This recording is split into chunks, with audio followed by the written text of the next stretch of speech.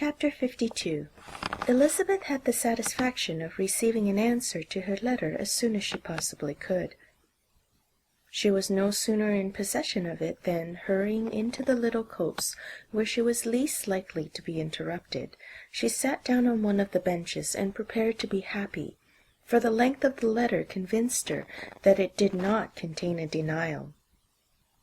Gracechurch Street, September 6th. My dear niece, I have just received your letter, and shall devote this whole morning to answering it, as I foresee that a little writing will not comprise what I have to tell you. I must confess myself surprised by your application. I did not expect it from you. Don't think me angry, however, for I only mean to let you know that I had not imagined such inquiries to be necessary on your side. If you do not choose to understand me, forgive my impertinence. Your uncle is as much surprised as I am, and nothing but the belief of your being a party concerned would have allowed him to act as he has done. But if you are really innocent and ignorant, I must be more explicit. On the very day of my coming home from Longbourn, your uncle had a most unexpected visitor. Mr. Darcy called, and was shut up with him several hours. It was all over before I arrived, so my curiosity was not so dreadfully racked as yours seems to be. He came to tell Mr. Gardiner that he had found out where your sister and Mr. Wickham were, and that he had seen and talked with both. Wickham repeatedly, Lydia once. From what I can collect, he left Derbyshire only one day after ourselves, and came to town with a resolution of hunting for them. The motive professed was his conviction of its being owing to himself that Wickham's worthlessness had not been so well known as to make it impossible for any young woman of character to love or confide in him. He generously imputed the whole to his mistaken pride, and confessed that he had before thought it beneath him to lay his actions open to the world. His character was to speak for itself. He called it therefore his duty to step forward and endeavour to remedy an evil which he had brought on by himself. If he had another motive, I am sure it would never disgrace him. He had been some days in town before he was able to discover them, but he had something to direct his search, which was more than we had, and the consciousness of this was another reason for his resolving to follow us. There is a lady, it seems, a Mrs. Young, who was some time ago governess to Miss Darcy, and was dismissed from her charge on some cause of disapprobation, though he did not say what. She then took a large house in Edward Street, and has since maintained herself by letting lodgings. Mrs. Young was, he knew, intimately acquainted with Wickham, and he went to her for intelligence of him as soon as he got to town. But it was 2 or 3 days before he could get from her what he wanted. She would not betray her trust, I suppose, without bribery and corruption, for she really did know where her friend was to be found. Wickham indeed had gone to her on their first arrival in London, and she had been able to receive them into her house. They would have taken up their abode with her. At length, however, our kind friend procured the wished-for direction. He saw Wickham, and afterwards insisted on seeing Lydia. His first object with her, he acknowledged, had been to persuade her to quit her present disgraceful situation and return to her friends as soon as they could be prevailed on to receive her, offering his assistance as far as it would go. But he found Lydia absolutely resolved on remaining where she was. She cared for none of her friends. She wanted no help of his. She would not hear of leaving Wickham. She was sure they should be married some time or other, and it did not much signify when. Since such were her feelings, it only remained, he thought, to secure and expedite a marriage, which in his very first conversation with Wickham he easily learnt had never been his design. He confessed himself obliged to leave the regiment on account of some debts of honour which were very pressing, and scrupled not to lay all the ill consequences of Lydia's flight on her own folly alone. He meant to resign his commission immediately, and as to his future situation, he could conjecture very little about it. He must go somewhere, but he did not know where, and he knew he should have nothing to live on. Mr. Darcy asked him why he had not married your sister at once. Though Mr. Bennet was not imagined to be very rich, he would have been able to do something for him, and his situation must have been benefited by marriage. But he found in reply to this question that Wickham still cherished the hope of more effectually making his fortune by marriage in some other country. Under such circumstances, however, he was not likely to be proof against the temptation of immediate relief. They met several times, for there was much to be discussed. Wickham, of course, wanted more than he could get, but at length was reduced to being reasonable. Everything being settled between them, Mr. Darcy's next step was to make your uncle acquainted with it, and he first called in Gracechurch Street the evening before I came home. But Mr. Gardiner could not be seen, and Mr. Darcy found, on further inquiry, that your father was still with him, but would quit town the next morning. He did not judge your father to be a person whom he could so properly consult as your uncle, and therefore readily postponed seeing him till after the departure of the former. He did not leave his name, and till the next day it was only known that a gentleman had called on business. On Saturday he came again. Your father was gone, your uncle at home, and as I said before, they had a great deal of talk together. They met again on Sunday, and then I saw him too. It was not all settled before Monday. As soon as it was, the express was sent off to Longbourn. But our visitor was very obstinate. I fancy, Lizzie, that obstinacy is the real defect of his character, after all. He has been accused of many faults at different times, but this is the true one. Nothing was to be done that he did not do himself, though I am sure, and I do not speak it to be thanked, therefore say nothing about it, your uncle would most readily have settled the whole. They battled it together for a long time, which was more than either the gentleman or lady concerned in it deserved. But at last your uncle was forced to yield, and instead of being allowed to be of use to his niece, was forced to put up with only having the probable credit of it, which went sorely against the grain. And I really believe your letter this morning gave him great pleasure, because it required an explanation that would rob him of his borrowed feathers, and give the praise where it was due. But, Lizzie, this must go no farther than yourself, or Jane at most. You know pretty well, I suppose, what has been done for the young people. His debts are to be paid, amounting, I believe, to considerably more than £1,000, another 1,000 in addition to her own, settled upon her, and his commission purchased. The reason why all this was to be done by him alone was such as I have given above. It was owing to him, to his reserve and want of proper consideration, that Wickham's character had not been understood, and consequently that he had been received and noticed as he was. Perhaps there was some truth to this, though I doubt whether his reserve or anybody's reserve can be answerable for the event.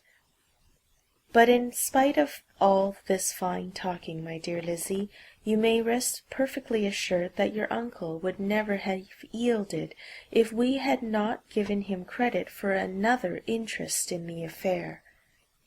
When all this was resolved on, he returned again to his friends, who were still staying at Pemberley, but it was agreed that he should be in London once more when the wedding took place, and all money matters were then to receive the last finish. I believe I have now told you everything. It is a relation which you tell me is to give you great surprise. I hope at least it will not afford you any displeasure. Lydia came to us, and Wickham had constant admission to the house. He was exactly what he had been when I knew him in Hertfordshire, but I would not tell you how little I was satisfied with her behaviour when she stayed with us, if I had not perceived by Jane's letter last Wednesday that her conduct on coming home was exactly of a piece with it, and therefore what I now tell you can give you no fresh pain.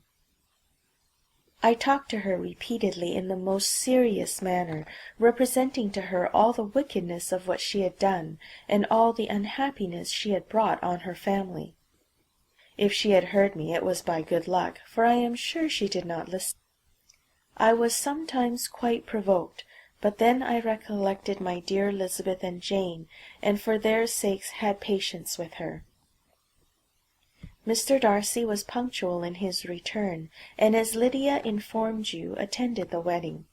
He dined with us the next day, and was to leave town again on Wednesday or Thursday.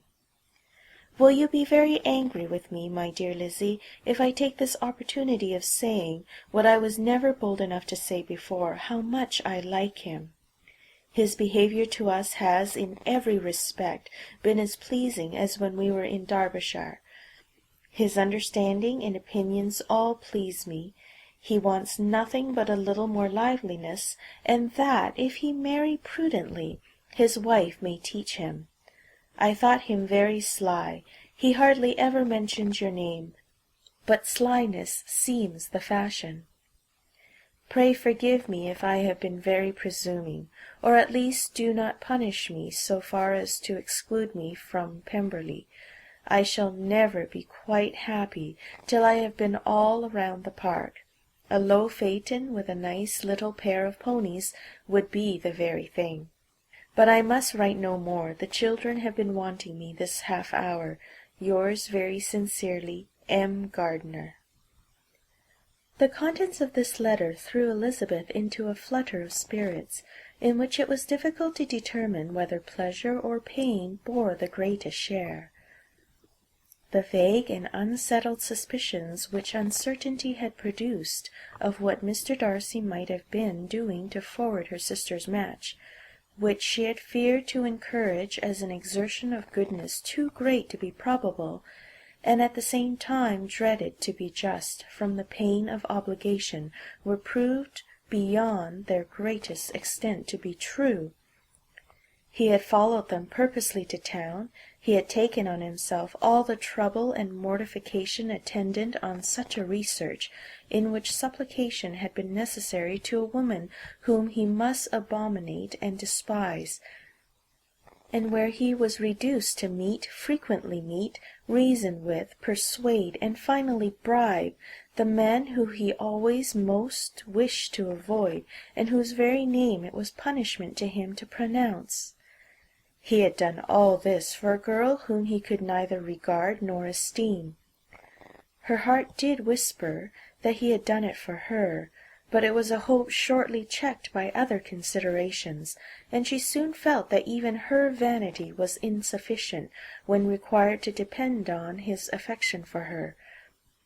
For a woman who had already refused him, as able to overcome a sentiment so natural as abhorrence against relationship with Wickham, brother-in-law of Wickham, every kind of pride must revolt from that connection.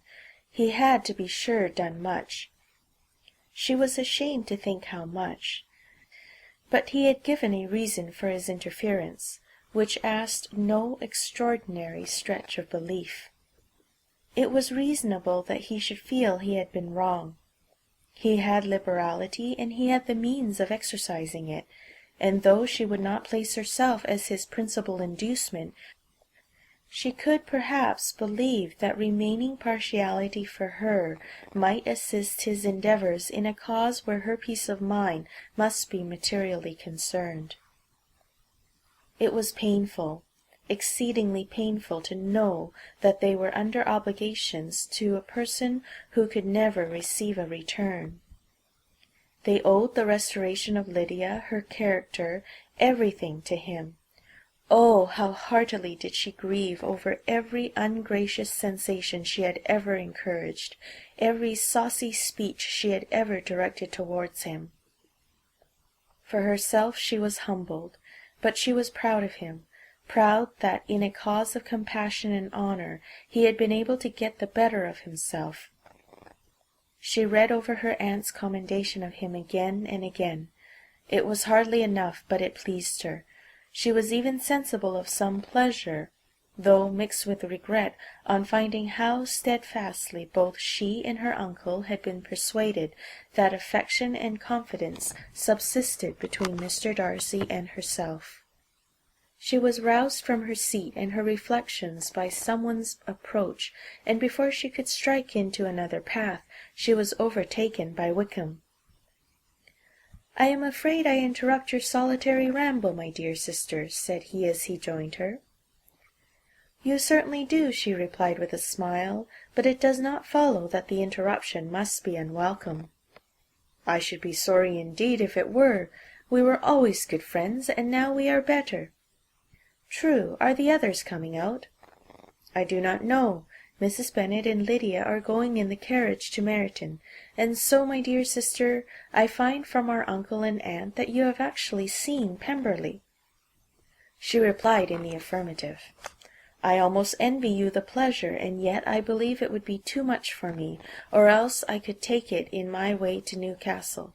And you saw the old housekeeper, I suppose? Poor Reynolds! She was always very fond of me.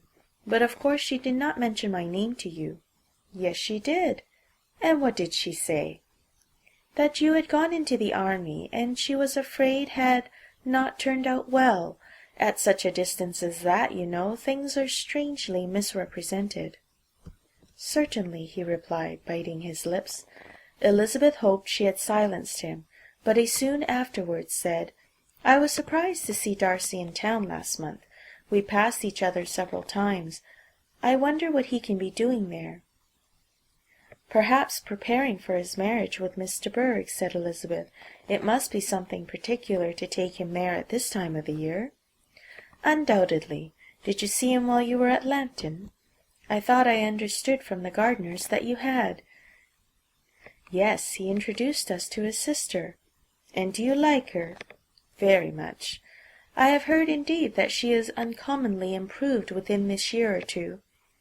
When I last saw her she was not very promising. I am very glad you liked her. I hope she will turn out well." "I dare say she will.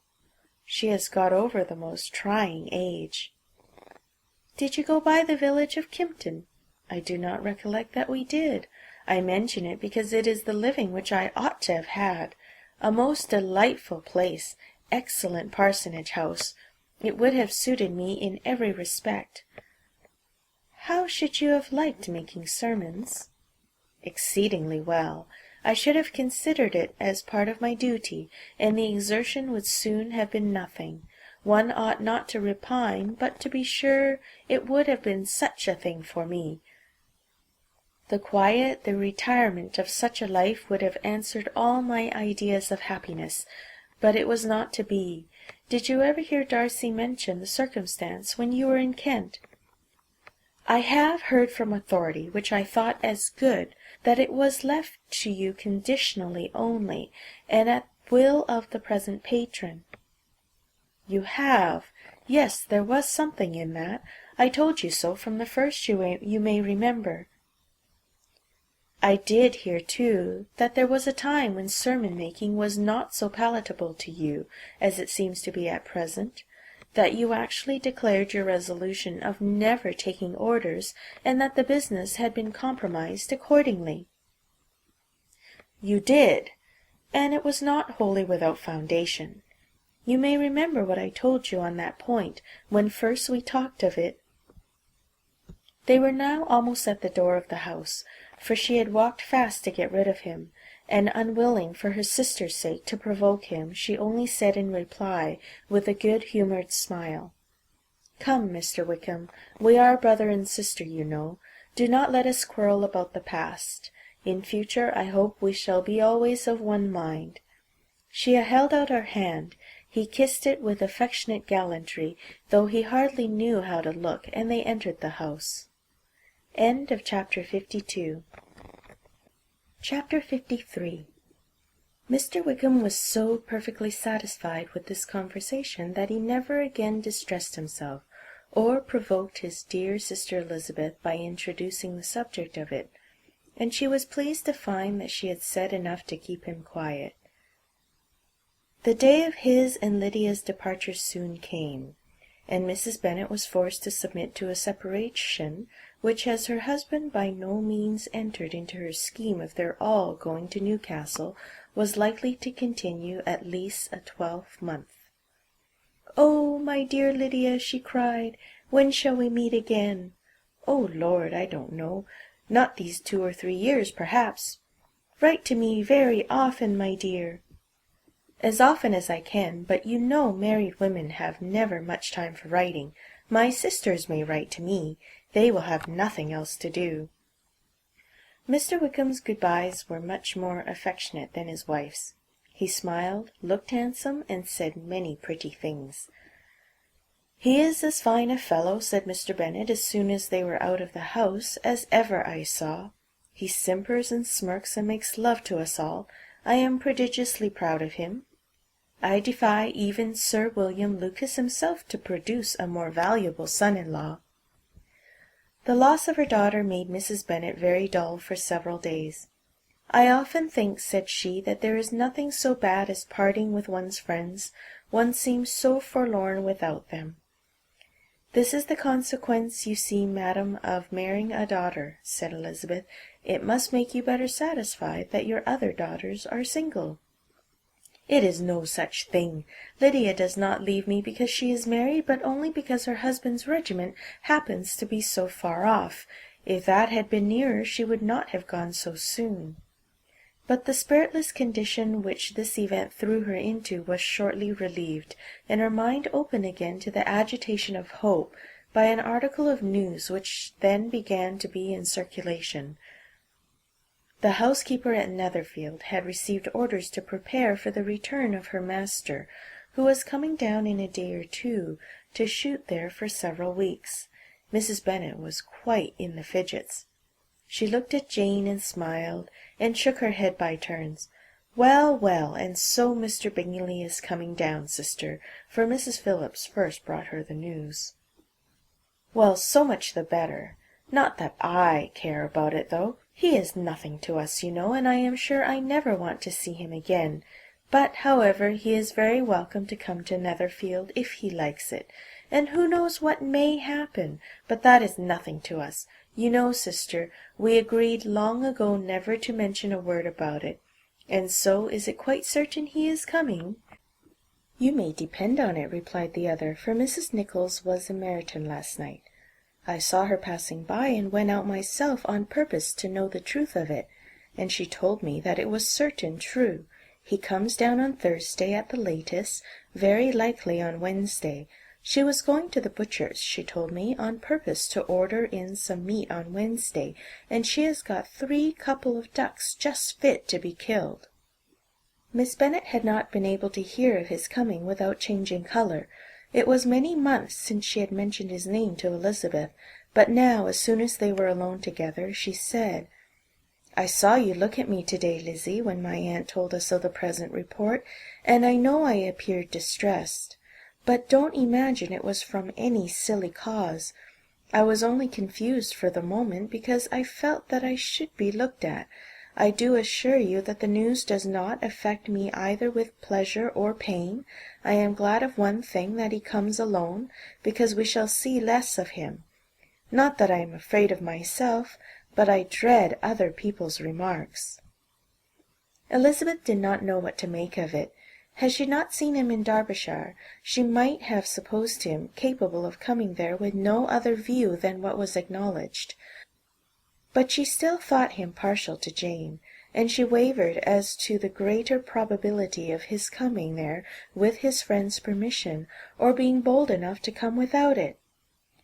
Yet it is hard, she sometimes thought, that this poor man cannot come to a house which he has legally hired, without raising all this speculation.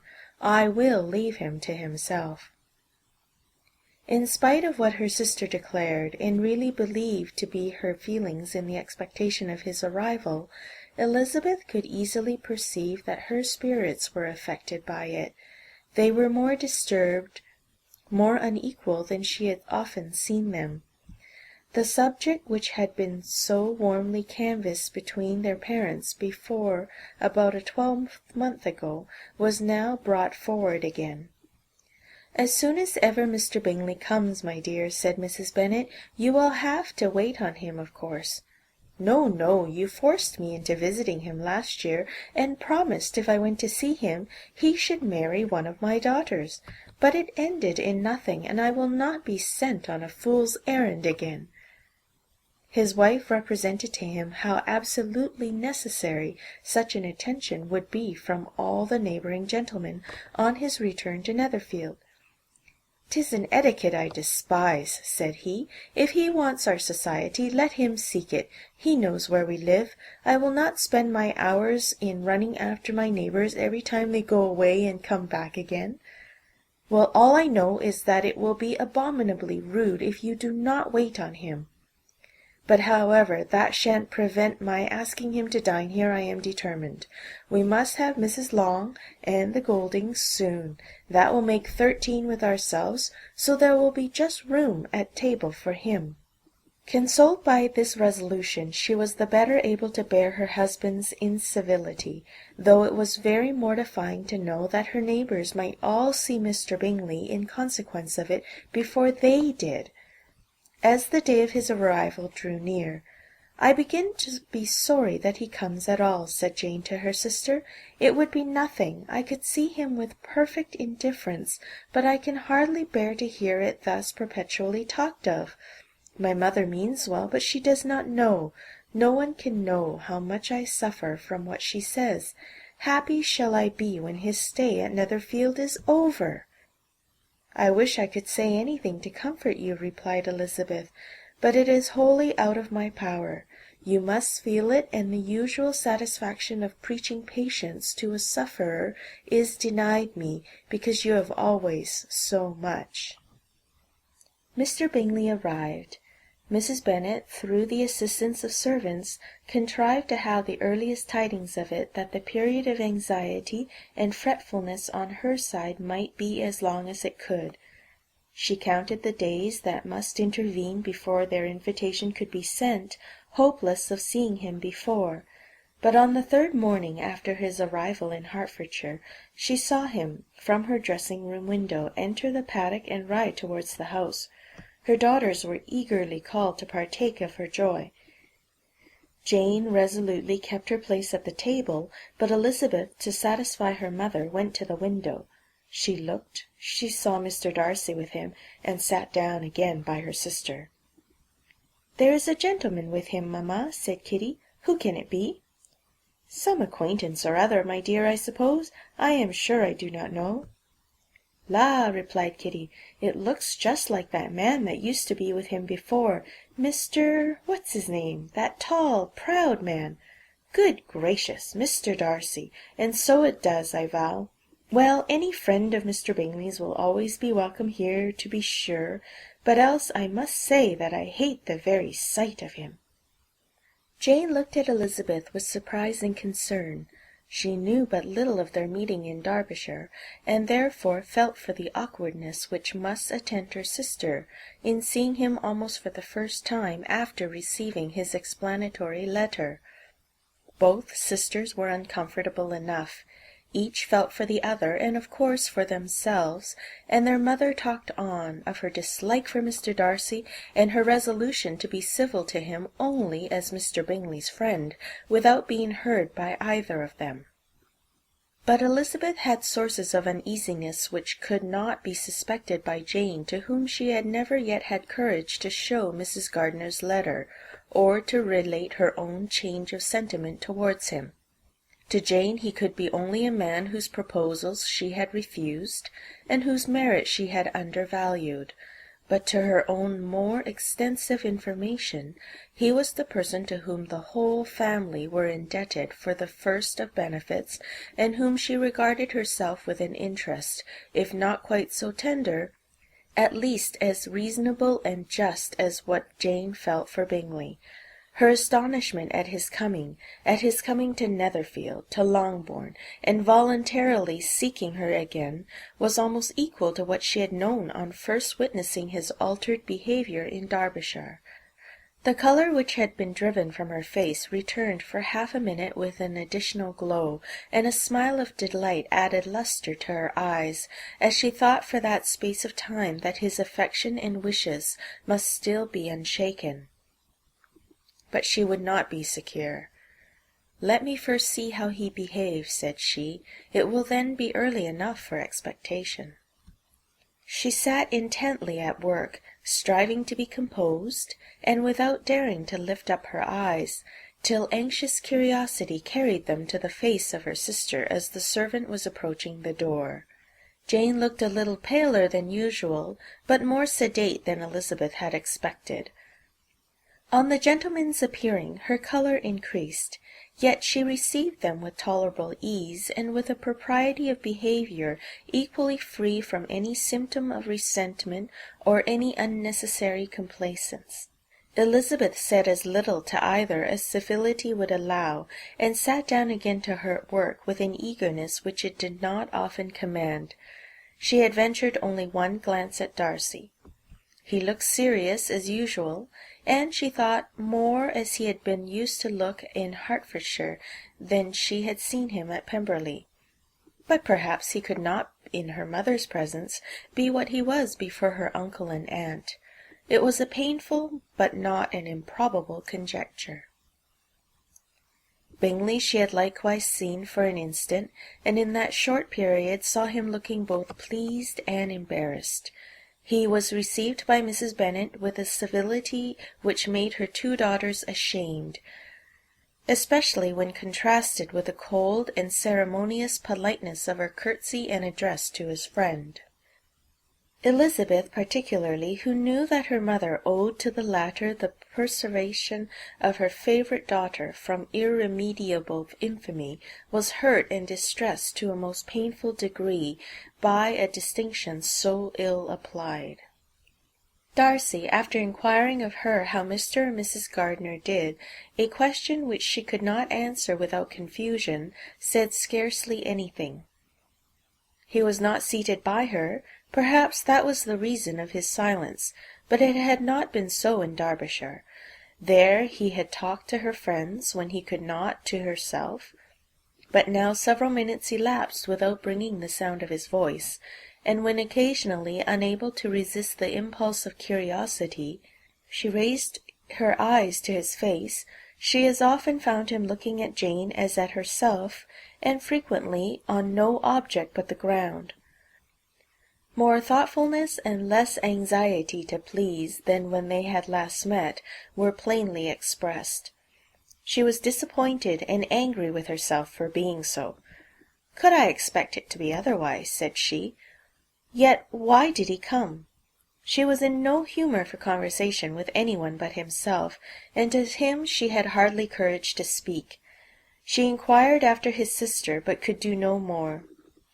"It is a long time, Mr. Bingley, since you went away," said Mrs. Bennet. He readily agreed to it. "I began to be afraid you would never come back. People did say you meant to quit the place entirely at Michaelmas, but, however, I hope it is not true. A great many changes have happened in the neighbourhood since you went away. Miss Lucas is married and settled, and one of my own daughters. I suppose you have heard of it. Indeed, you must have seen it in the papers. It was in the Times and the Courier, I know, though it was not put in as it ought to be. It was only said, 'Lately George Wickham to Miss Lydia Bennet,' without there being a syllable said of her father, or the place where she lived, or anything. It was my brother Gardiner's drawing up too, and I wonder how he came to make such an awkward business of it. Did you see it?" Bingley replied that he did, and made his congratulations. Elisabeth dared not lift up her eyes. How Mr. Darcy looked, therefore, she could not tell. "It is a delightful thing, to be sure, to have a daughter well married," continued her mother, "but at the same time, Mr. Bingley, it is very hard to have her taken such away from me. They are gone down to Newcastle, a place quite northward, it seems, and they are to stay I do not know how long. His regiment is there, for I suppose you have heard of his leaving the militia, and of his being gone into the regulars. Thank heavens, he has some friends, though perhaps not so many as he deserves." Elisabeth, who knew this to be levelled at Mr. Darcy, was in such misery of shame that she could hardly keep her seat. It drew from her, however, the exertion of speaking, which nothing else had so effectually done before, and she asked Bingley whether he meant to make any stay in the country at present. A few weeks, he believed. "When you have killed all your own birds, Mr. Bingley," said her mother, "I beg you will come here and shoot as many as you please on Mr. Bennet's manor. I am sure he will be vastly happy to oblige you, and will save all the best of the coveys for you." Elisabeth's misery increased at such unnecessary, such officious attention. Were the same fair prospect to arise at present as had flattered them a year ago, everything, she was persuaded, would be hastening to the same vexatious conclusion. At that instant she felt that years of happiness could not make Jane or herself amends for moments of such painful confusion. "The first wish of my heart," said she to herself, "is never more to be in company with either of them. Their society can afford no pleasure that will atone for such wretchedness as this. Let me never see either one or the other again." Yet the misery for which years of happiness were to offer no compensation received soon afterwards material relief from observing how much the beauty of her sister rekindled the admiration of her former lover. When first he came in, he had spoken to her but little, but every 5 minutes seemed to be giving her more of his attention. He found her as handsome as she had been last year, as good-natured and as unaffected, though not quite so chatty. Jane was anxious that no difference should be perceived in her at all, and was really persuaded that she talked as much as ever, but her mind was so busily engaged that she did not always know when she was silent. When the gentlemen rose to go away, Mrs. Bennet was mindful of her intended civility, and they were invited and engaged to dine at Longbourn in a few days' time. "You are quite a visit in my debt, Mr. Bingley," she added, "for when you went to town last winter, you promised to take a family dinner with us as soon as you returned. I have not forgot, you see, and I assure you I was very disappointed that you did not come back and keep your engagement." Bingley looked a little silly at this reflection, and said something of his concern at having been prevented by business. Then they went away. Mrs. Bennet had been strongly inclined to ask them to stay and dine there that day, but though she always kept a very good table, she did not think anything less than 2 courses would be good enough for a man on whom she had such anxious designs, or satisfy the appetite and pride of one who had 10,000 a year. Chapter 53. Chapter 54. As soon as they were gone, Elisabeth walked out to recover her spirits, or in other words, to dwell without interruption on those subjects that must deaden them more. Mr. Darcy's behaviour astonished and vexed her. "Why, if he came only to be silent, grave, and indifferent," said she, "did he come at all?" She could settle it in no way that gave her pleasure. "He could be still amiable, still pleasing to my uncle and aunt when he was in town, and why not to me? If he fears me, why come hither? If he no longer cares for me, why silent? Teasing, teasing man! I will think no more about him." Her resolution was for a short time involuntarily kept by the approach of her sister, who joined her with a cheerful look, which showed her better satisfied with their visitors than Elisabeth. "Now," said she, "that this first meeting is over, I feel perfectly easy. I know my own strength, and I shall never be embarrassed again by his coming. I am glad he dines here on Tuesday. It will then be publicly seen that, on both sides, we meet only as common and indifferent acquaintance." "Yes, very indifferent indeed," said Elisabeth laughingly. "Oh, Jane, take care." "My dear Lizzie, you cannot think me so weak as to be in danger now." "I think you are in very great danger of making him as much in love with you as ever." They did not see the gentleman again till Tuesday, and Mrs. Bennet in the meanwhile was giving way to all the happy schemes which the good humour and common politeness of Bingley and half an hour's visit had revived. On Tuesday there was a large party assembled at Longbourn, and the two who were most anxiously expected, to the credit of their punctuality as sportsmen, were in very good time. When they repaired to the dining-room, Elisabeth eagerly watched to see whether Bingley would take the place which, in all their former parties, had belonged to him, by her sister. Her prudent mother, occupied by the same ideas, forbore to invite him to sit by herself. On entering the room, he seemed to hesitate, but Jane happened to look round, and happened to smile. It was decided. He placed himself by her. Elisabeth, with a triumphant sensation, looked towards his friend. He bore it with noble indifference, and she would have imagined that Bingley had received his sanction to be happy, had she not seen his eyes likewise turned towards Mr. Darcy, with an expression of half-laughing alarm. His behaviour to her sister was such, during dinner-time, as showed an admiration of her, which, though more guarded than formerly, persuaded Elisabeth that if left wholly to himself, Jane's happiness and his own would be speedily secured. Though she dared not depend upon the consequence, she yet received pleasure from observing his behaviour. It gave her all the animation that her spirits could boast, for she was in no cheerful humour. Mr. Darcy was almost as far from her as the table could divide them. He was on one side of her mother. She knew how little such a situation would give pleasure to either, or make either appear to advantage. She was not near enough to hear any of their discourse, but she could see how seldom they spoke to each other, and how formal and cold was their manner whenever they did.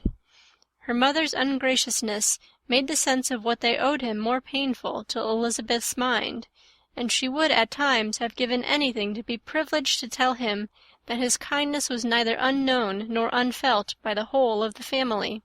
She was in hopes that the evening would afford some opportunity of bringing them together, that the whole of the visit would not pass away without enabling them to enter into something more of conversation than the mere ceremonious salutation attending his entrance. Anxious and uneasy, the period which passed in the drawing-room before the gentlemen came was wearisome and dull to a degree that almost made her uncivil. She looked forward to their entrance as the point on which all her chance of pleasure for the evening must depend. "If he does not come to me then," said she, "I shall give him up for ever." The gentleman came, and she thought he looked as if he would have answered her hopes. But, alas! the ladies had crowded round the table where Miss Bennet was making tea, and Elisabeth pouring out the coffee, in so close a confederacy that there was not a single vacancy near her which would admit of a chair. And on the gentleman's approaching, one of the girls moved closer to her than ever, and said in a whisper, "The men shan't come and part us, I am determined. We want none of them, do we?" Darcy had walked away to another part of the room. She followed him with her eyes, envied every one to whom he spoke, had scarcely patience enough to help anybody to coffee, and then was enraged against herself for being so silly. A man who has once been refused! How could I ever be foolish enough to expect a renewal of his love? Is there one among the sex who would not protest against such a weakness as a second proposal to the same woman? There is no indignity so abhorrent to their feelings. She was a little revived, however, by his bringing back his coffee-cup himself, and she seized the opportunity of saying, "Is your sister at Pemberley still?" "Yes, she will remain there till Christmas." "And quite alone? Have all her friends left her?" "Mrs. Annesley is with her. The others have been gone on to Scarborough these 3 weeks." She could think of nothing more to say, but if he wished to converse with her, he might have better success. He stood by her, however, for some minutes in silence, and at last, on the young lady's whispering to Elisabeth again, he walked away. When the tea-things were removed, and the card-tables placed, the ladies all rose, and Elisabeth was then hoping to be soon joined by him, when all her views were overthrown by seeing him fall a victim to her mother's rapacity for whist-players, and in a few moments after seated with the rest of the party. She now lost every expectation of pleasure. They were confined for the evening at different tables, and she had nothing to hope but that his eyes were so often turned towards her side of the room as to make him play as unsuccessfully as herself. Mrs. Bennet had designed to keep the two Netherfield gentlemen to supper, but their carriage was unluckily ordered before any of the others, and she had no opportunity of detaining them. "Well, girls," said she, as soon as they were left to themselves, "what say you to the day? I think everything has passed off uncommonly well, I assure you. The dinner was as well dressed as any I ever saw.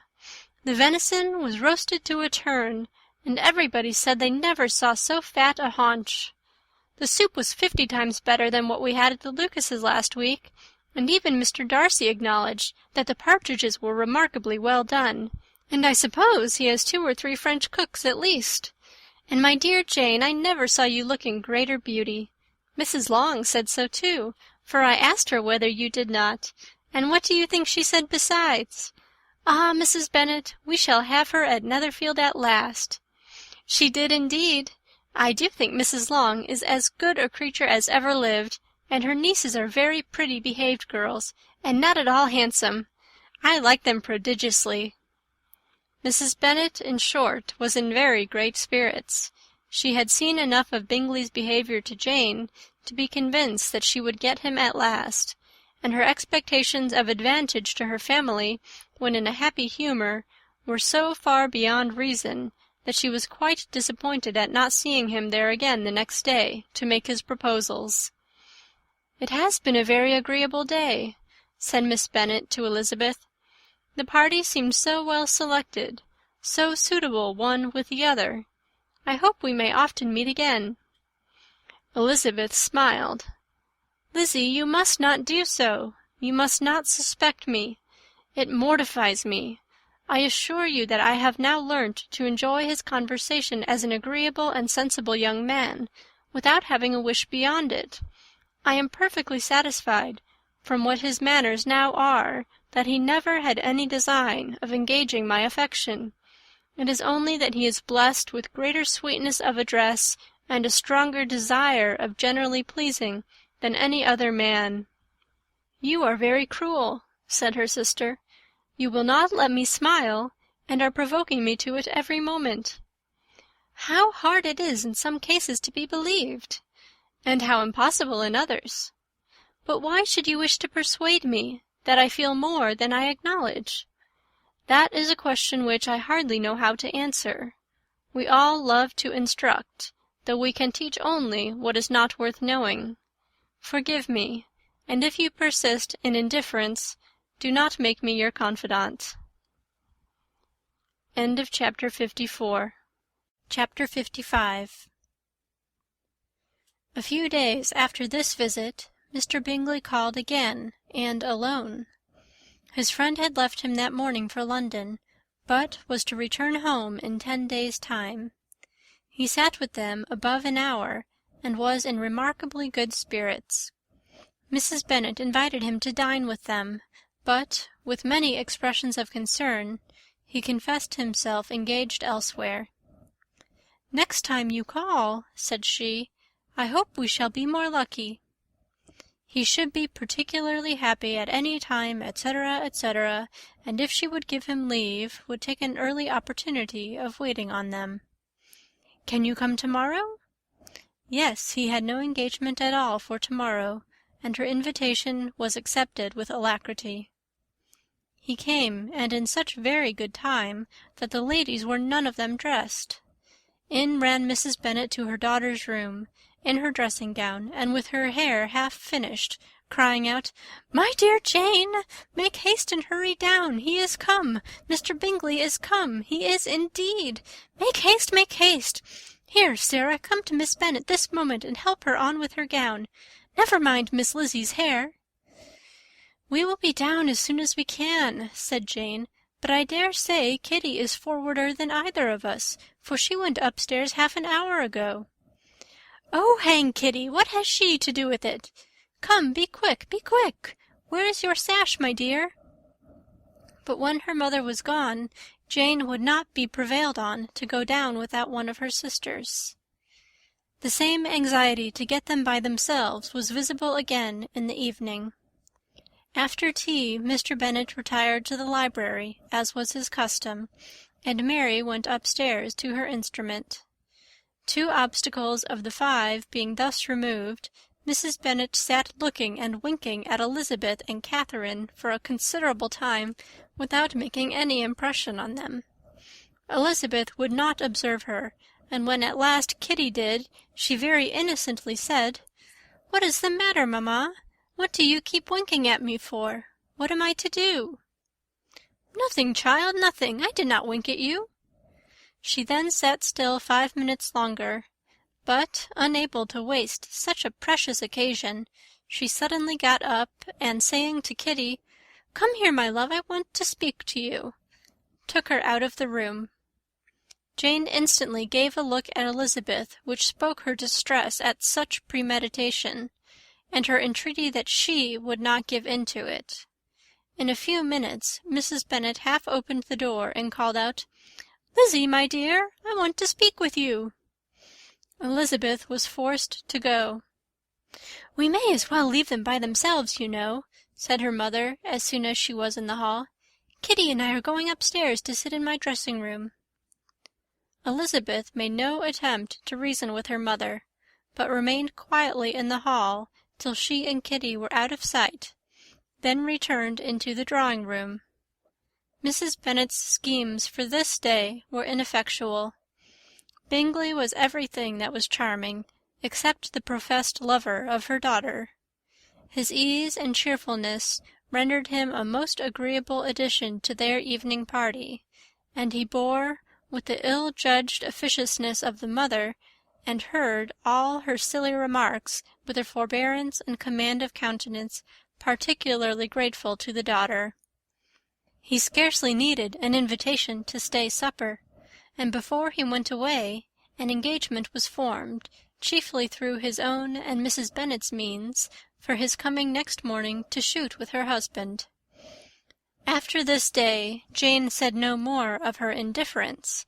Not a word passed between the sisters concerning Bingley, but Elisabeth went to bed in the happy belief that all must speedily be concluded, unless Mr. Darcy returned within the stated time. Seriously, however, she felt tolerably persuaded that all this must have taken place with that gentleman's concurrence. Bingley was punctual to his appointment, and he and Mr. Bennet spent the morning together, as had been agreed on. The latter was much more agreeable than his companion expected. There was nothing of presumption or folly in Bingley that could provoke his ridicule, or disgust him into silence, and he was more communicative and less eccentric than the other had ever seen him. Bingley, of course, returned with him to dinner, and in the evening Mrs. Bennet's invention was again at work to get everybody away from him and her daughter. Elisabeth, who had a letter to write, went into the breakfast-room for that purpose soon after tea, for as the others were all going to sit down to cards, she could not be wanted to counteract her mother's schemes. But, on returning to the drawing-room, when her letter was finished, she saw, to her infinite surprise, there was reason to fear that her mother had been too ingenious for her. On opening the door, she perceived her sister and Bingley standing together over the hearth, as if engaged in earnest conversation, and had this led to no suspicion, the faces of both, as they hastily turned round and moved away from each other, would have told it all. Their situation was awkward enough, but hers, she thought, was still worse. Not a syllable was uttered by either, and Elisabeth was on the point of going away again, when Bingley, who as well as the other had sat down, suddenly rose, and, whispering a few words to her sister, ran out of the room. Jane could have no reserves from Elisabeth, where confidence would give pleasure, and instantly embracing her, acknowledged, with the liveliest emotion, that she was the happiest creature in the world. "'Tis too much," she added, "by far too much. I do not deserve it. Oh, why is not everybody as happy?" Elisabeth's congratulations were given with a sincerity, a warmth, a delight, which words could but poorly express. Every sentence of kindness was a fresh source of happiness to Jane. But she would not allow herself to stay with her sister, or say half that remained to be said for the present. "I must go instantly to my mother," she cried. "I would not on any account trifle with her affectionate solicitude, or allow her to hear it from anyone but myself. He is gone to my father already. Oh, Lizzie, to know what I have to relate will give such pleasure to all my dear family. How shall I bear so much happiness?" She then hastened away to her mother, who had purposely broken up the card party, and was sitting upstairs with Kitty. Elisabeth, who was left by herself, now smiled at the rapidity and ease with which an affair was finally settled that had given them so many previous months of suspense and vexation. "And this," said she, "is the end of all his friend's anxious circumspection, of all his sister's falsehood and contrivance, the happiest, wisest, most reasonable end." In a few minutes she was joined by Bingley, whose conference with her father had been short and to the purpose. "Where is your sister?" said he hastily as he opened the door. "With my mother upstairs. She will be down in a moment, I dare say."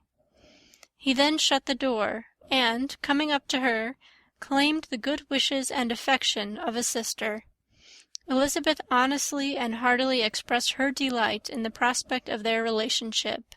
They shook hands with great cordiality, and then, till her sister came down, she had to listen to all he had to say of his own happiness and of Jane's perfections, and, in spite of his being a lover, Elisabeth really believed all his expectations of felicity to be rationally founded, because they had for basis the excellent understanding and super-excellent disposition of Jane, and the general similarity of feeling and taste between her and himself. It was an evening of no common delight to them all. The satisfaction of Miss Bennet's mind gave a glow of such sweet animation to her face as made her look handsomer than ever. Kitty simpered and smiled, and hoped her turn was coming soon. Mrs. Bennet could not give her consent or speak her approbation in terms warm enough to satisfy her feelings, though she talked to Bingley of nothing else for half an hour. And when Mr. Bennet joined them at supper, his voice and manner plainly showed how really happy he was. Not a word, however, passed his lips in allusion to it till their visitor took his leave for the night, but as soon as he was gone, he turned to his daughter and said, "Jane, I congratulate you. You will be a very happy woman." Jane went to him instantly, kissed him, and thanked him for his goodness. "You are a good girl," he replied, "and I have great pleasure in thinking you will be so happily settled. I have not a doubt of your doing very well together. Your tempers are by no means unlike. You are each of you so complying that nothing will ever be resolved on, so easy that every servant will cheat you, and so generous that you will always exceed your income." "I hope not so. Imprudence or thoughtlessness in money matters would be unpardonable in me." "Exceed their income, my dear Mr. Bennet!" cried his wife. "What are you talking of? Why, he has 4,000 or 5,000 a year, and very likely more." Then addressing her daughter, "Oh, my dear, dear Jane, I am so happy. I am sure I shan't get a wink of sleep all night. I knew how it would be. I always said it must be so at last. I was sure you could not be so beautiful for nothing. I remember as soon as ever I saw him, when he first came into Hertfordshire last year, I thought how likely it was that you should come together. Oh, he is the handsomest young man that ever was seen." Wickham, Lydia, were all forgotten. Jane was beyond competition her favourite child. At that moment she cared for no other. Her younger sisters soon began to make interest with her for objects of happiness which she might in future be able to dispense. Mary petitioned for the use of the library at Netherfield, and Kitty begged very hard for a few balls there every winter. Bingley from this time was of course a daily visitor at Longbourn, coming frequently before breakfast, and always remaining till after supper, unless when some barbarous neighbour, who could not be enough detested, had given him an invitation to dinner which he thought himself obliged to accept. Elisabeth had now but little time for conversation with her sister, for while he was present, Jane had no attention to bestow on anyone else, but she found herself considerably useful to both of them in those hours of separation that must sometimes occur. In the absence of Jane, he always attached himself to Elisabeth for the pleasure of talking of her, and when Bingley was gone, Jane constantly sought the same means of relief. "He has made me so happy," said she one evening, "by telling me that he was totally ignorant of my being in town last spring. I had not believed it possible." "I suspected as much," replied Elisabeth. "But how did he account for it?" "It must have been his sister's doing. They were certainly no friends to his acquaintance with me, which I cannot wonder at, since he might have chosen so much more advantageously in many respects. But when they see, as I trust they will, that their brother is happy with me, they will learn to be contented, and we shall be on good terms again, though we can never be what we once were to each other." "That is the most unforgiving speech," said Elisabeth, "that I ever heard you utter. Good girl! It would vex me indeed to see you again the dupe of Miss Bingley's pretended regard." "Would you believe it, Lizzie, that when he went to town last November, he really loved me, and nothing but a persuasion of my being indifferent would have prevented his coming down again?" "He made a little mistake, to be sure, but it is to the credit of his modesty." This naturally introduced a panegyric from Jane on his diffidence and the little value he put on his own good qualities. Elisabeth was pleased to find that he had not betrayed the interference of his friend, for, though Jane had the most generous and forgiving heart in the world, she knew it was a circumstance which must prejudice her against him. "I am certainly the most fortunate creature that ever existed," cried Jane. "Oh, Lizzie, why am I thus singled from my family, and blessed above them all?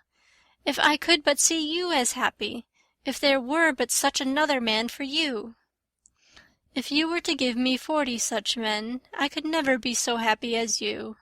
Till I have your disposition, your goodness, I never can have your happiness.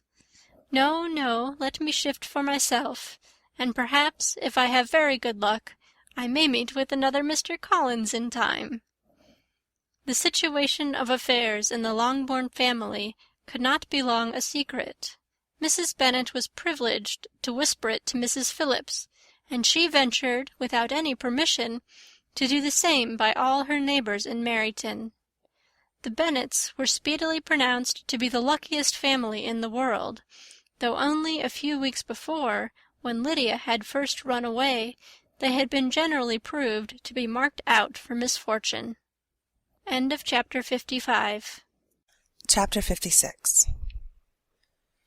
One morning, about a week after Bingley's engagement with Jane had been formed, as he and the females of the family were sitting together in the dining-room, their attention was suddenly drawn to the window by the sound of a carriage, and they perceived a chaise and 4 driving up the lawn. It was too early in the morning for visitors, and besides, the equipage did not answer to that of any of their neighbours. The horses were post, and neither the carriage nor the livery of the servant who preceded it were familiar to them. As it was certain, however, that somebody was coming, Bingley instantly prevailed on Miss Bennet to avoid the confinement of such an intrusion, and walk away with him into the shrubbery. They both set off, and the conjectures of the remaining 3 continued, though with little satisfaction, till the door was thrown open and their visitor entered. It was Lady Catherine de Bourgh. They were, of course, all intending to be surprised, but their astonishment was beyond their expectation, and on the part of Miss Bennet and Kitty, though she was perfectly unknown to them, even inferior to what Elisabeth felt. She entered the room with an air more than usually ungracious, made no other reply to Elisabeth's salutation than a slight inclination of the head, and sat down without saying a word. Elisabeth had mentioned her name to her mother on her ladyship's entrance, though no request of introduction had been made. Miss Bennet, all amazement, though flattered by having a guest of such high importance, received her with the utmost politeness. After sitting for a moment in silence, she said very stiffly to Elisabeth, "I hope you are well, Miss Bennet. That lady, I suppose, is your mother?" Elisabeth replied very concisely that she was. "And that, I suppose, is one of your sisters?" "Yes, madame," said Mrs. Bennet, delighted to speak to a Lady Catherine. "She is my youngest girl but one. My youngest of all is lately married, and my eldest is somewhere about the grounds, walking with a young man who, I believe, will soon become a part of the family." "You have a very small park here," returned Lady Catherine after a short silence. "It is nothing in comparison of Rosings, my lady, I dare say, but I assure you it is much larger than St. William Lucas's." "This must be the most inconvenient sitting-room for the evening in summer. The windows are full west." Mrs. Bennet assured her that they never sat there after dinner, and then added, "May I take the liberty of asking your ladyship whether you left Mr. and Mrs. Collins well?" "Yes, very well. I saw them the night before last." Elisabeth now expected that she would produce a letter for her from Charlotte, as it seemed the only probable motive for her calling. But no letter appeared, and she was completely puzzled. Mrs. Bennet, with great civility, begged her ladyship to take some refreshment, but Lady Catherine very resolutely, and not very politely, declined eating anything, and then, rising up, said to Elisabeth, "Miss Bennet, there seemed to be a prettyish kind of a little wilderness on one side of your lawn. I should be glad to take a turn in it, if you will favour me with your company." "Go, my dear," cried her mother, "and show her ladyship about the different walks. I think she will be pleased with the hermitage." Elisabeth obeyed, and running into her own room for her parasol, attended her noble guest downstairs. As they passed through the hall, Lady Catherine opened the doors into the dining-parlour and drawing-room, and pronouncing them, after a short survey, to be decent-looking rooms, walked on. Her carriage remained at the door, and Elisabeth saw that her waiting-woman was in it. They proceeded in silence along the gravel walk that led to the copse. Elisabeth was determined to make no effort for conversation with a woman who was now more than usually insolent and disagreeable. "How could I ever think her like her nephew?" said she, as she looked into her face. As soon as they entered the copse, Lady Catherine began in the following manner. "You can be at no loss, Miss Bennet, to understand the reason of my journey hither. Your own heart, your own conscience, must tell you why I come." Elisabeth looked with unaffected astonishment. "Indeed, you are mistaken, madame. I have not been able at all to account for the honour of seeing you here." "Miss Bennet," replied her ladyship in an angry tone, "you ought to know that I am not to be trifled with. But however insincere you may choose to be, you shall not find me so. My character has been ever celebrated for its sincerity and frankness, and in a cause of such moments as this, I shall certainly not depart from it. A report of a most alarming nature reached me 2 days ago. I was told that not only your sister was on the point of being most advantageously married, but that Miss Elisabeth Bennet, would, in all likelihood, be soon afterwards united to my nephew, my own nephew, Mr. Darcy. Though I know it must be a scandalous falsehood, though I would not injure him so much as to suppose the truth of it possible, I instantly resolved on setting off for this place, that I might make my sentiments known to you." "If you believed it impossible to be true," said Elisabeth, colouring with astonishment and disdain, "I wonder you took the trouble of coming so far. What could your ladyship propose by it?" "At once to insist upon having such a report universally contradicted." "Your coming to Longbourn to see me and my family," said Elisabeth coolly, "will rather be a confirmation of it, if, indeed, such a report is in existence." "If? Do you then pretend to be ignorant of it? Has it not been industriously circulated by yourselves? Do you not know that such a report is spread abroad?" "I never heard that it was." "And can you likewise declare that there is no foundation for it?" "I do not pretend to possess equal frankness with your ladyship. You may ask questions which I shall not choose to answer." "This is not to be borne. Miss Bennet, I insist on being satisfied. Has my nephew made you an offer of marriage?" "Your ladyship has declared it to be impossible." "It ought to be so. It must be so, while he retains the use of his reason. But your arts and allurements may, in a moment of infatuation, have made him forget what he owes to himself and to all his family. You may have drawn him into it." "If I have, I shall be the last person to confess it." "Miss Bennet, do you know who I am?" "I have not been accustomed to such language as this. I am almost the nearest relation he has in the world, and am entitled to know all his dearest concerns." "But you are not entitled to know mine, nor will such behaviour as this ever induce me to be explicit."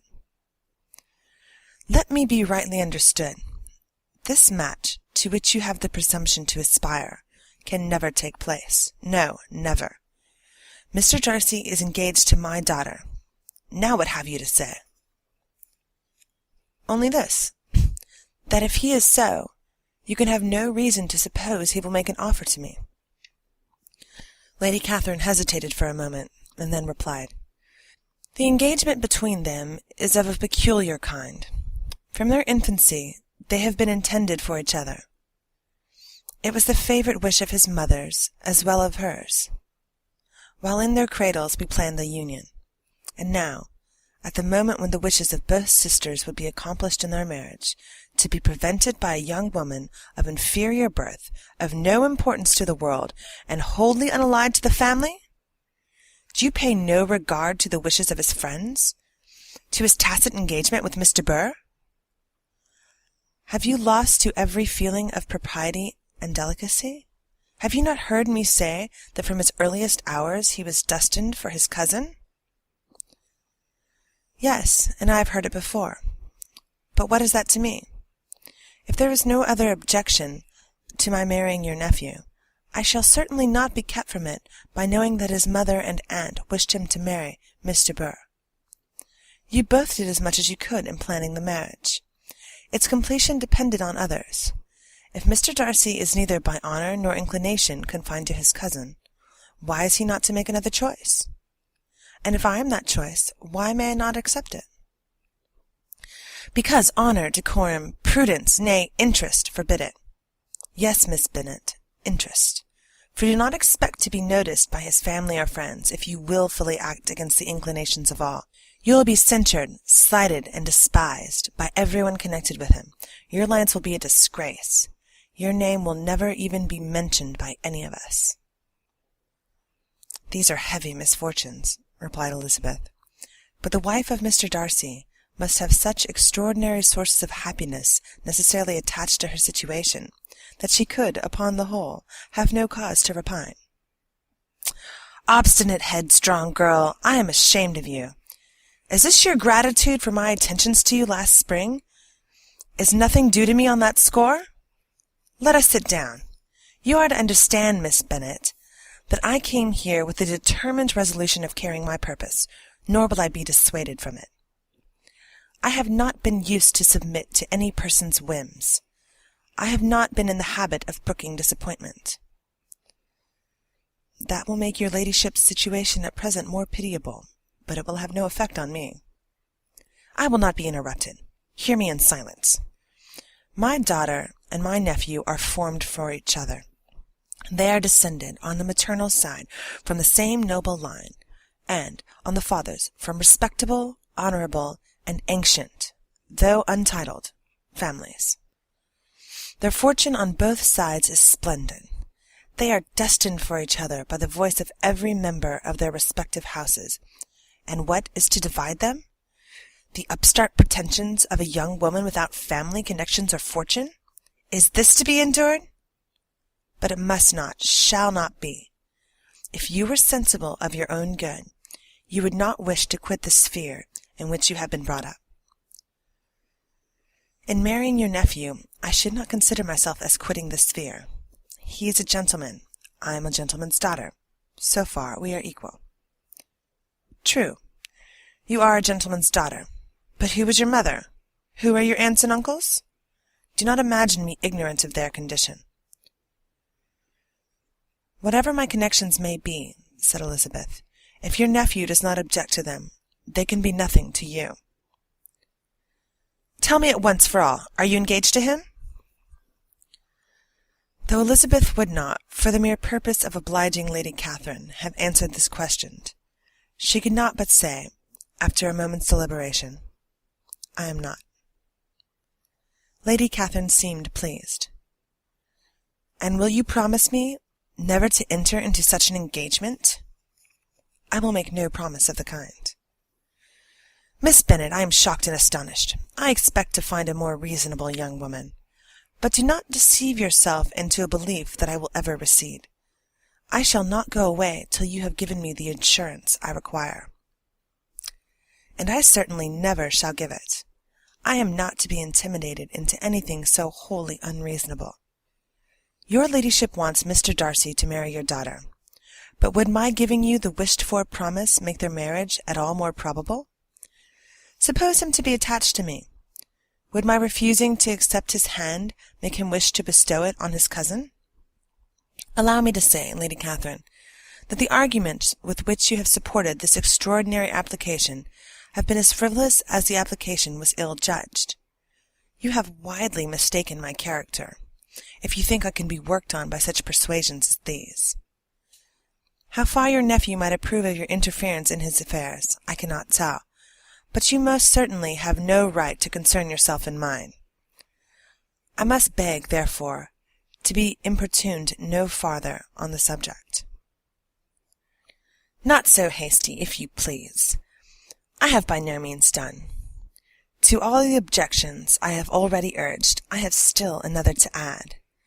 I am no stranger to the particulars of your younger sister's infamous elopement. I know it all, that the young man's marrying her was a patched-up business, at the expense of your father and uncles. And is such a girl to be my nephew's sister? Is her husband, the son of his late father's steward, to be his brother? Heaven and earth! Of what are you thinking? Are the shades of Pemberley to be thus polluted? You can now have nothing further to say. She resentfully answered, You have insulted me in every possible method. I must beg to return to the house. And she rose as she spoke. Lady Catherine rose also, and they turned back. Her ladyship was highly incensed. Have you no regard, then, for the honour and credit of my nephew? Unfeeling, selfish girl! Do you not consider that a connection with you must disgrace him in the eyes of everybody? Lady Catherine, I have nothing further to say. You know my sentiments. You are then resolved to have him? I have said no such thing. I am only resolved to act in that manner which will, in my own opinion, constitute my happiness, without reference to you, or to any person so wholly unconnected with me. It is well. You refuse, then, to oblige me. You refuse to obey the claims of duty, honour, and gratitude. You are determined to ruin him in the opinion of all his friends, and make him the contempt of the world. Neither duty, nor honour, nor gratitude, replied Elisabeth, have any possible claim on me in the present instance. No principle of either would be violated by my marriage with Mr. Darcy. And with regard to the resentment of his family, or the indignation of the world, if the former were excited by his marrying me, it would not give me one moment's concern, and the world in general would have too much sense to join in the scorn. And this is your real opinion? This is your final resolve? Very well. I shall now know how to act. Do not imagine, Miss Bennet, that your ambition will ever be gratified. I came to try you. I hoped to find you reasonable, but, depend on it, I will carry my point." In this manner Lady Catherine talked on, till they were at the door of the carriage, when, turning hastily round, she added, "I shall take no leave of you, Miss Bennet. I send no compliments to your mother. You deserve no such attention. I am most seriously displeased." Elisabeth made no answer, and without attempting to persuade her ladyship to return into the house, walked quietly into it herself.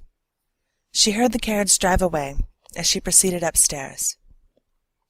Her mother impatiently met her at the door of the dressing-room to ask why Lady Catherine would not come in again and rest herself. "She did not choose it," said her daughter. "She would go." "She is a very fine-looking woman, and her calling here was prodigiously civil. For she only came, I suppose, to tell us the Collinses were well. She is on her road somewhere, I dare say, and so, passing through Meryton, thought she might as well call on you. I suppose she had nothing particular to say to you, Lizzie?" Elisabeth was forced to give into a little falsehood here, for to acknowledge the substance of their conversation was impossible. Chapter 56. Chapter 57. The discomposure of spirits which this extraordinary visit threw Elisabeth into could not be easily overcome, nor could she, for many hours, learn to think of it less than incessantly. Lady Catherine, it appeared, had actually taken the trouble of this journey from Rosings for the sole purpose of breaking off her supposed engagement with Mr. Darcy. It was a rational scheme, to be sure, but from what the reports of their engagement could originate, Elisabeth was at a loss to imagine, till she recollected that, his being the intimate friend of Bingley, and her being the sister of Jane, was enough, at a time when the expectation of one wedding made everybody eager for another, to supply the idea. She had not herself forgotten to feel that the marriage of her sister must bring them more frequently together. And her neighbours at Lucas Lodge, therefore, for through their communication with the Collinses the report, she concluded, had reached Catherine, had only set that down as almost certain and immediate, which she had looked forward to as possible at some future time. In revolving Lady Catherine's expressions, however, she could not help feeling some uneasiness as to the possible consequence of her persisting in this interference. From what she had said of her resolution to prevent their marriage, it occurred to Elisabeth that she must meditate an application to her nephew, and how he might take a similar representation of the evils attached to a connection with her, she dared not pronounce. She knew not the exact degree of his affection for his aunt, or his dependence on her judgment, but it was natural to suppose that he had thought much higher of her ladyship than she could do, and it was certain that, in enumerating the miseries of a marriage with one whose immediate connections were so unequal with his own, his aunt would address him on his weakest side. With his notions of dignity, he would probably feel that the arguments, which to Elisabeth had appeared weak and ridiculous, contained much good sense and solid reasoning. If he had been wavering before as to what he should do, which had often seemed likely, the advice and entreaty of so near a relation might settle every doubt, and determine him at once to be as happy as dignity unblemished could make him. In that case he would return no more. Lady Catherine might see him in her way through town, and his engagement to Bingley of coming against to Netherfield must give way. If, therefore, an excuse for not keeping his promise should come to his friend within a few days, she added, I shall know how to understand it. I shall then give over every expectation, every wish of his constancy. If he is satisfied with only regretting me, when he might have obtained my affections in hand, I shall soon cease to regret him at all. The surprise of the rest of the family, on hearing who the visitor had been, was very great, but they obligingly satisfied it with the same kind of supposition which had appeased Miss Bennet's curiosity, and spared Elisabeth from much teasing on the subject. The next morning, as she was going downstairs, she was met by her father, who came out of his library with a letter in his hand. "Lizzie," said he, "I was going to look for you. Come into my room." She followed him thither, and her curiosity to know what he had to tell her was heightened by the supposition of its being in some manner connected with the letter he held. It suddenly struck her that it might be from Lady Catherine, and she anticipated with dismay all the consequent explanations. She followed her father to the fireplace, and they both sat down. He then said, "I have received a letter this morning that has astonished me exceedingly. As it principally concerns yourself, you ought to know its contents. I did not know before that I had 2 daughters on the brink of matrimony. Let me congratulate you on a very important conquest." The colour now rushed into Elisabeth's cheeks, in the instantaneous conviction of its being a letter from the nephew instead of the aunt, and she was undetermined whether most to be pleased that he explained himself at all, or offended that his letter was not rather to address to herself, when her father continued, "You look conscious. Young ladies have a great penetration in such matters as these, but I think I may defy even your sagacity to discover the name of your admirer. This letter is from Mr. Collins." "From Mr. Collins? And what can he have to say?" "Something very much to the purpose, of course. He begins with congratulations on the approaching nuptials of my eldest daughter, of which, it seems, he has been told by some of the good-natured gossiping Lucases. I shall not sport with your impatience by reading what he says on that point. What relates to yourself is as follows. Having thus offered you the sincerest congratulations of Mrs. Collins and myself on this happy event, let me now add a short hint on the subject of another, of which we have been advised by the same authority. Your daughter Elisabeth, it is presumed, will not long bear the name of Bennet, after her elder sister has resigned it, and the chosen partner of her fate may be reasonably looked up to as one of the most illustrious personages in the land. Can you possibly guess, Lizzie, who is meant by this? This young gentleman is blessed, in a peculiar way, with everything the heart of a mortal can most desire. Splendid property, noble kindred, and extensive patronage. Yet, in spite of all these temptations, let me warn my cousin Elisabeth, and yourself, of what evils you may incur by a precipitate closure with this gentleman's proposal, which, of course, you will be inclined to take immediate advantage of. Have you any idea, Lizzie, who this gentleman is? But now it comes out. My motive for cautioning you is as follows. We have reason to imagine that his aunt, Lady Catherine de Bourgh, does not look on the match with a friendly eye. Mr. Darcy, you see, is the man. Now, Lizzie, I think I have surprised you. Could he or the Lucases have pitched on any man within the circle of our acquaintance whose name would have given the lie more effectively to what they related? Mr. Darcy, who never looks at a woman but to see a blemish, and who probably never looked at you in his life? It is admirable. Elisabeth tried to join her father's pleasantry, but could only force one most reluctant smile. Never had his wit been directed in a manner so little agreeable to her. Are you not diverted? Are you not diverted? Oh, yes. Pray read on. After mentioning the likelihood of this marriage to her ladyship last night, she immediately, with her usual condescension, expressed what she felt on the occasion, when it became apparent that in the score of some family objections on the part of my cousin, she would never give her consent to what she termed so disgraceful a match. I thought it my duty to give the speediest intelligence of this to my cousin, that she and her noble admirer may be aware of what they are about, and not run hastily into a marriage that has not been properly sanctioned. Mr. Collins moreover adds, I am truly rejoiced that my cousin Lydia's sad business has been so well hushed up, and am only concerned that their living together before marriage took place should be so generally known. I must not, however, neglect the duties of my station, or refrain from declaring my amazement at hearing that you received the young couple into your house as soon as they were married. It was an encouragement of vice, and had I been the rector of Longbourn, I should very strenuously have opposed it.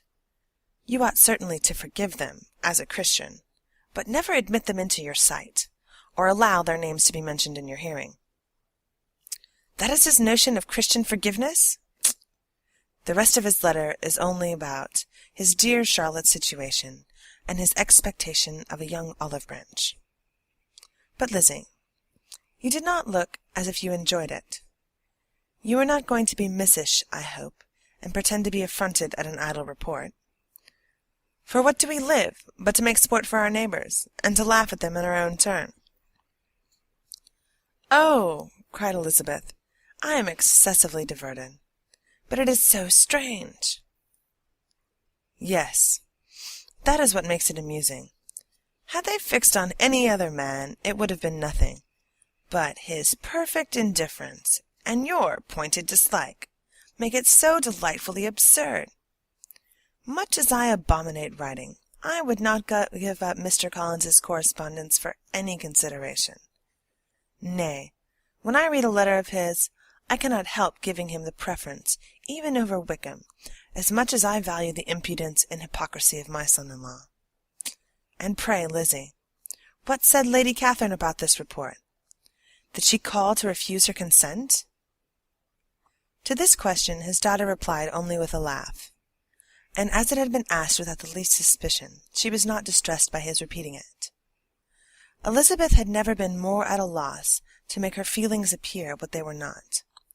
It was necessary to laugh, when she would rather have cried.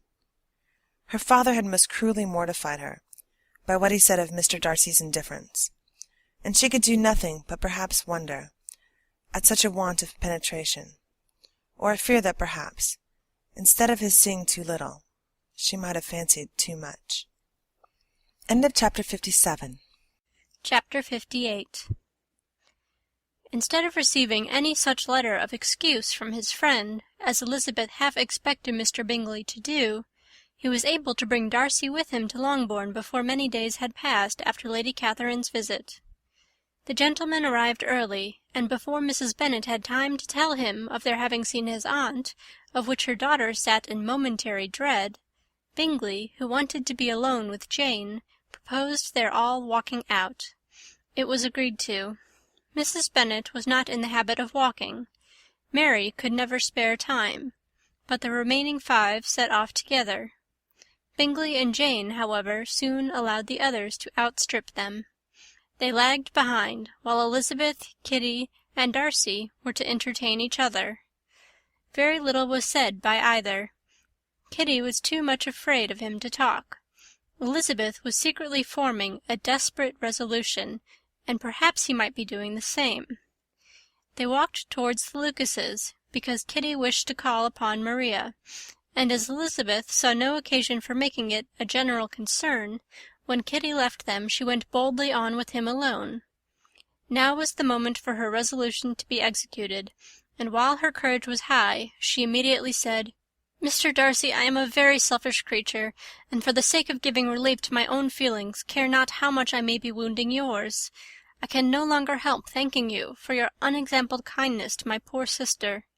Ever since I have known it, I have been most anxious to acknowledge to you how gratefully I feel it. Were it known to the rest of the family, I should not have merely my own gratitude to express." "I am sorry, exceedingly sorry," replied Darcy, in a tone of surprise and emotion, "that you have ever been informed of what may, in a mistaken light, have given you uneasiness. I did not think Mrs. Gardiner was so little to be trusted." "You must not blame my aunt. Lydia's thoughtlessness first betrayed to me that you had been concerned in the matter, and, of course, I could not rest till I knew the particulars. Let me thank you again and again, in the name of all my family, for that generous compassion which induced you to take so much trouble, and bear so many mortifications, for the sake of discovering them." "If you will thank me," he replied, "let it be for yourself alone. That the wish of giving happiness to you might add force to the other inducements which led me on, I shall not attempt to deny. But your family owe me nothing. Much as I respect them, I believe I thought only of you." Elisabeth was too much embarrassed to say a word. After a short pause, her companion added, "You are too generous to trifle with me. If your feelings are still what they were last April, tell me so at once. My affections and wishes are unchanged, but one word from you will silence me on this subject for ever."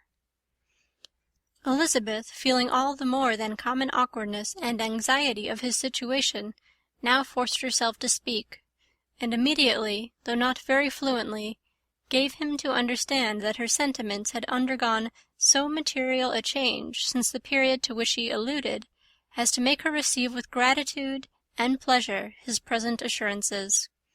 The happiness which this reply produced was such as he had probably never felt before, and he expressed himself on the occasion as sensibly and as warmly as a man violently in love can be supposed to do. Had Elisabeth been able to encounter his eye, she might have seen how well the expression of heartfelt delight diffused over his face became him. But, though she could not look, she could listen, and he told her of feelings which, in proving of what importance she was to him, made his affection every moment more valuable. They walked on, without knowing in what direction. There was too much to be thought and felt and said for attention to any other objects. She soon learnt that they were indebted for their present good understanding to the efforts of his aunt, who did call on him in her return through London, and there relate her journey to Longbourn, its motive, and the substance of her conversation with Elisabeth, dwelling emphatically on every expression of the latter which, in her ladyship's apprehension, peculiarly denoted her perverseness and assurance, in the belief that such a relation must assist her endeavours to obtain that promise from her nephew which she had refused to give. But unluckily for her ladyship, its effect had been exactly contrariwise. "It taught me to hope," said he, "as I had scarcely ever allowed myself to hope before. I knew enough of your disposition to be certain that, had you been absolutely, irrevocably decided against me, you would have acknowledged it to Lady Catherine, frankly and openly." Elisabeth coloured and laughed as she replied, "Yes, you know enough of my frankness to believe me capable of that. After abusing you so abominably to your face, I could have no scruple in abusing you to all your relations. What did you say of me that I did not deserve? For, though your accusations were ill-founded, formed on mistaken premises, my behaviour to you at the time had merited the severest reproof. It was unpardonable. I cannot think of it without abhorrence." "We will not quarrel for the greater share of blame annexed to that evening," said Elisabeth. "The conduct of neither, if strictly examined, will be irreproachable. But since then we have both, I hope, improved in civility." "I cannot be so easily reconciled to myself. The recollection of what I then said, of my conduct, my manners, my expressions during the whole of it, is now, and has been many months, inexpressibly painful to me. Your reproof, so well applied, I shall never forget. Had you behaved in a more gentlemanlike manner. Those were your words. You know not, you can scarcely conceive how they have tortured me, though it was some time, I confess, before I was reasonable enough to allow their justice. I was certainly very far from expecting them to make so strong an impression. I had not the smallest idea of their being ever felt in such a way." "I can easily believe it. You thought me then devoid of every proper feeling. I am sure you did. The turn of your countenance I shall never forget, as you said that I could not have addressed you in any possible way that would induce you to accept me." "Oh, do not repeat what I then said. These recollections will not do at all. I assure you that I have long been most heartily ashamed of it." Darcy mentioned his letter. "Did it?" said he. "Did it soon make you think better of me? Did you, on reading it, give any credit to its contents?" She explained what its effect on her had been, and how gradually all her former prejudices had been removed. "I knew," said he, "that what I wrote must give you pain, but it was necessary. I hope you have destroyed the letter. There was one part especially, the opening of it, which I should dread your having the power of reading again. I can remember some expressions which might justly make you hate me." "The letter shall certainly be burnt, if you believe it essential to the preservation of my regard. But, though we have both reason to think my opinions not entirely unalterable, they are not, I hope, quite so easily changed as that implies." "When I wrote that letter," replied Darcy, "I believed myself perfectly calm and cool, but I am since convinced that it was written in a dreadful bitterness of spirit." "The letter perhaps began in bitterness, but it did not end so. The adieu is charity itself. But think no more of the letter. The feelings of the person who wrote and the person who received it are now so widely different from what they were then, that every unpleasant circumstance attending it ought to be forgotten. You must learn some of my philosophy. Think only of the past, as its remembrance gives you pleasure." "I cannot give you credit for any philosophy of the kind. Your retrospections must be so totally void of reproach that the contentment arising from them is not of philosophy, but, what is much better, of innocence. But with me it is not so. Painful recollections will intrude, which ought not to be repelled. I have been a selfish being all my life, in practice, though not in principle. As a child I was taught what was right, but I was not taught to correct my temper. I was given good principles, but left to follow them in pride and conceit. Unfortunately, an only son, for many years an only child, I was spoilt by my parents, who, though good themselves, my father particularly all that was benevolent and amiable, allowed, encouraged, almost taught me to be selfish and overbearing, to care for none beyond my own family circle, to think meanly of all the rest of the world, to wish at least to think meanly of their sense and worth compared with my own. Such I was from 8 to 28, and such I might still have been, but for you, dearest, loveliest Elisabeth. What do I not owe you? You taught me a lesson, hard indeed at first, but most advantageous. By you I was properly humbled. I came to you without a doubt of my reception. You showed me how insufficient were all my pretensions to please a woman worthy of being pleased." "Had you then persuaded yourself that I should?" "Indeed I had. What will you think of my vanity? I believed you to be wishing, expecting my addresses. My manners must have been in fault, but not intentionally, I assure you. I never meant to deceive you, but my spirits might often lead me wrong. How you must have hated me after that evening!" "Hate you? I was angry perhaps at first, but my anger soon began to take a proper direction. I am almost afraid of asking what you thought of me when we met at Pemberley. You blamed me for coming?" "No, indeed. I felt nothing but surprise." "Your surprise could not be greater than mine, in being noticed by you. My conscience told me that I deserved no extraordinary politeness, and I confess that I did not expect to receive more than my due." "My object then," replied Darcy, "was to show you, by every civility in my power, that I was not so mean as to resent the past, and I hoped to obtain your forgiveness, to lessen your ill opinion, by letting you see that your reproofs had been attended to. How soon any other wishes introduced themselves I can hardly tell, but I believe in about half an hour after I had seen you." He then told her of Georgiana's delight in her acquaintance, and of her disappointment at its sudden interruption, which naturally leading to the cause of that interruption, she soon learnt that his resolution of following her from Derbyshire in quest of her sister had been formed before he quitted the inn, and that his gravity and thoughtfulness there had arisen from no other struggles than what such a purpose must comprehend. She expressed her gratitude again, but it was too painful a subject to each to be dwelt on farther. After walking several miles in a leisurely manner, and too busy to know anything about it, they found at last, on examining their watches, that it was time to be at home. What would become of Mr. Bingley and Jane? Was a wonder which introduced the discussion of their affairs. Darcy was delighted with their engagement. His friend had given him the earliest information of it. "I must ask whether you were surprised?" said Elisabeth. "Not at all. When I went away I felt that it would soon happen." "That is to say, you had given your permission. I guessed as much." And though he exclaimed at the term, she found that it had been pretty much the case. "On the evening before my going to London," said he, "I made a confession to him, which I believe I ought to have made long ago. I told him of all that had occurred to make my former interference in his affairs absurd and impertinent. His surprise was great. He had never had the slightest suspicion.